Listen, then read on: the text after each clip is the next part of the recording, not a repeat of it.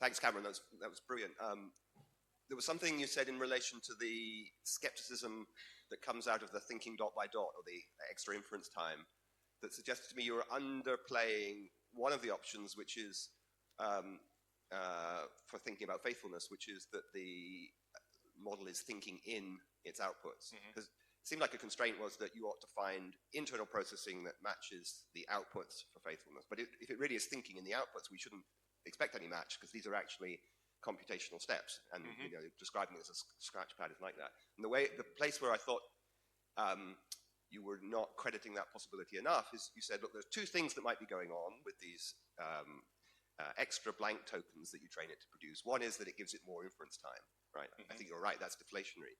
The other is that it's giving them tokens to which internally it can assign meanings and over which it can do computations. And that seems to me, if that's right, that's a bit like me saying, all right, let this chair be this person, let this chair be another person. And then, I mean, the external scaffolding may be ineliminable, it may be a computational step, there may be nothing internal that exactly reflects it, because there are further computations on it. But I wonder whether, on reflection, you'd accept that if that's what it's doing, then it doesn't, that could be exemplifying faithfulness rather than...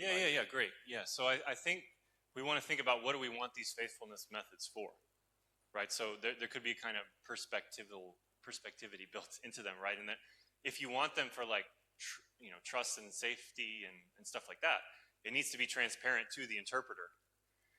So maybe you could turn, so I totally think it's plausible that maybe like it's treating each one of these dots as actually like a content-rich thing. It's to kind of inject its rolled meaning into the self-attention, using self-attention into the vector passed to the residual stream, whatever. But we can't see that unless we were to do additional interpretability methods, right? So it would totally be possible if that were right. They kind of suggested it in that figure, but there's, as far as I know, there's no tools that are kind of would allow you to systematically unpack the different meaning that's been rolled into the tokens. So that might be a way to turn that method into a method that's faithful also to us and not just to the model itself.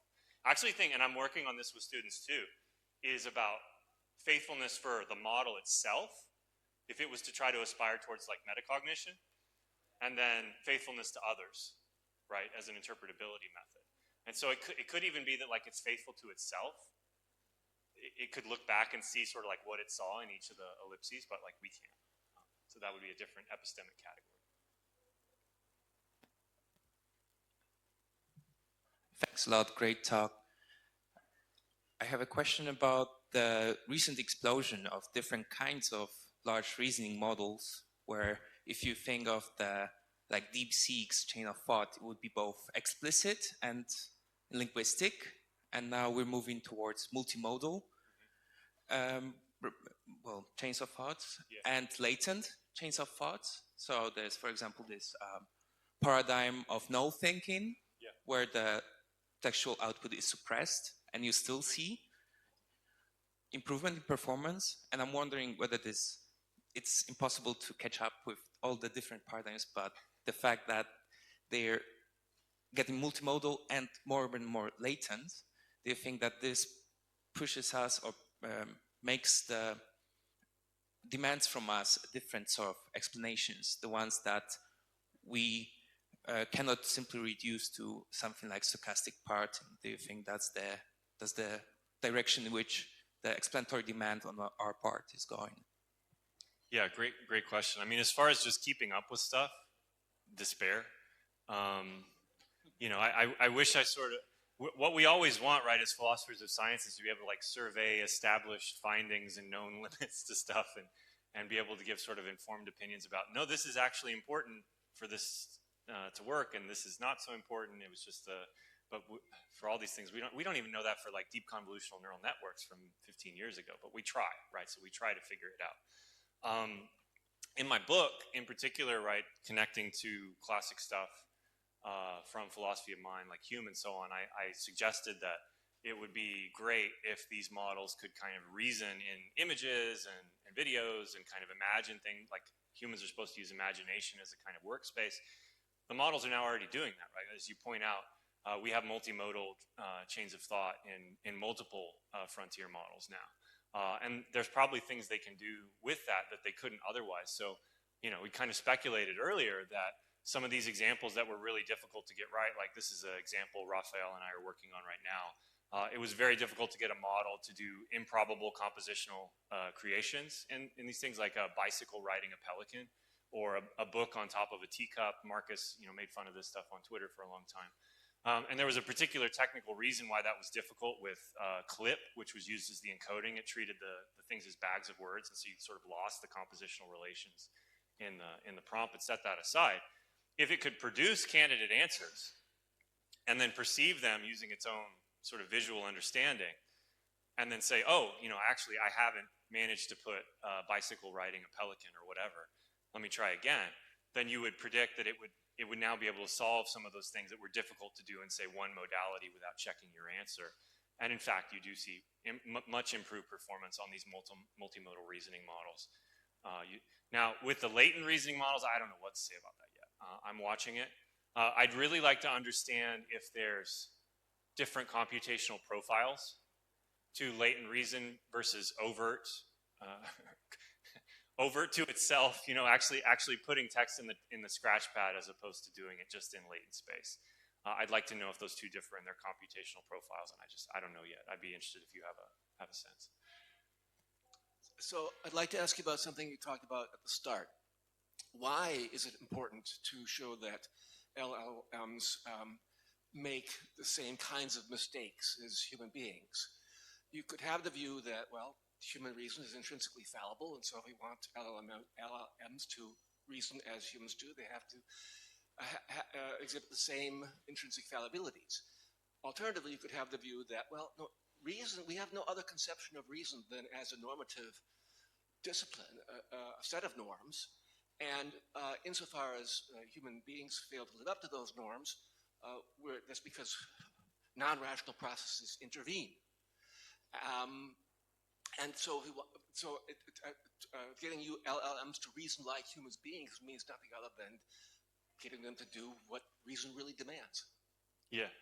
So are you going kind of in a performance error type direction? Well, I didn't decide between these options, but in the latter case, performance errors, yeah. So yeah. We get distracted. Right. Or our desires overwhelm our reasoning capacity, or something like this. Yeah. So in the cases where you can show evidence that a mistake was made as a result of a particular performance error, that is, you can intervene on the subjects and, give them more focus or more memory capacity or whatever, and their performance improves, you've really done some kind of like independent evidence to show that the performance error is producing the result, then I would say, yeah, okay. We really don't maybe even want our models to align with the distinctive mistakes that humans make that are a result of performance errors. But I think like the verb generalization case has been taken as a classic example that's not like that, right? It's not that the students, the children learning language go to goad before they go to went because of a performance error. It's because they were learning an intermediate rule that the ultimately correct rule is supposed to be scaffolded on. So the thought there is that pattern of error actually reveals that they've got the same competence structure that we do. And so, yeah, for any particular case of an error, I think this is exactly the work you want to do, is say, when you show they produce the same signature limits that humans do, is there a good reason to think that that shows that their correct performance is scaffolded in the same way that we do? Or is it just a performance error? Yeah, I'm not sure that the children are making any error, actually. Given the data they have, that way of forming the verb might be the thing that reason dictates.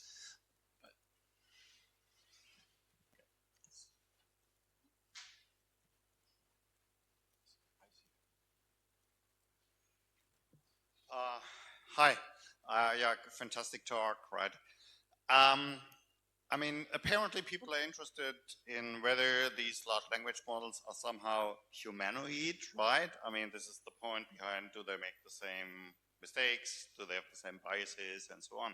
But there remains one fundamental difference, right? That's the training set, yeah? I mean, take the Math Olympics, example, right?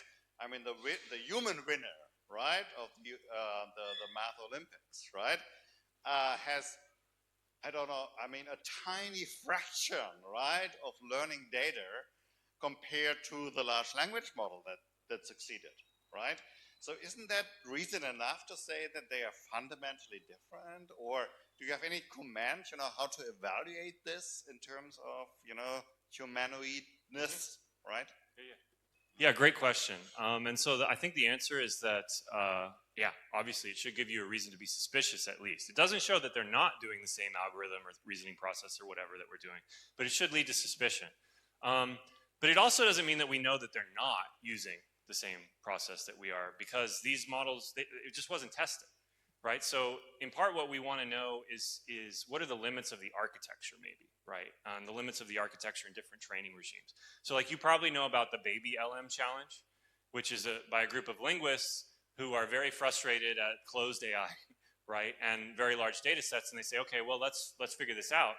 Let's try to train these on like the child's data set and other more ecologically valid sized data sets for human learning, and see, can we get human type errors at intermediate places of learning and human performance at intermediate places of learning from ecologically valid data sets. And they're finding somewhat positive results.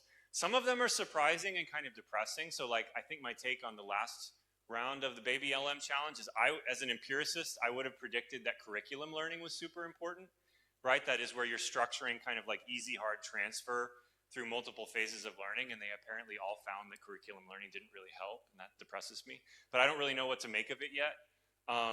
My hunch, actually, in this neighborhood, if you want to hear my hunches, would be that kind of active learning is a lot more important.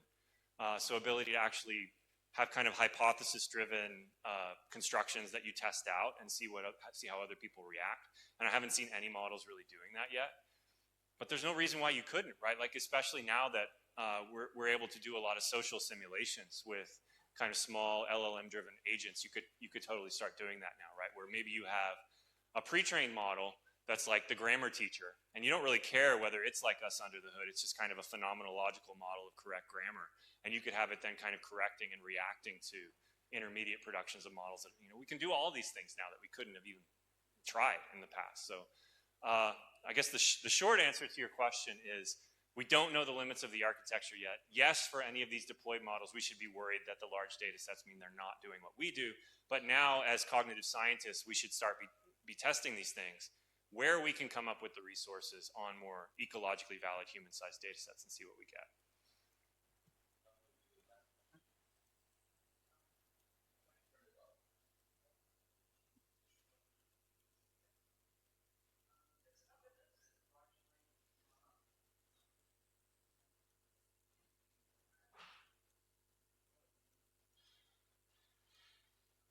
Just take this one. No. There's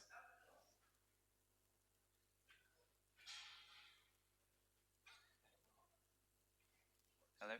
Yeah. All right. There's evidence that large language models can create smaller internal models.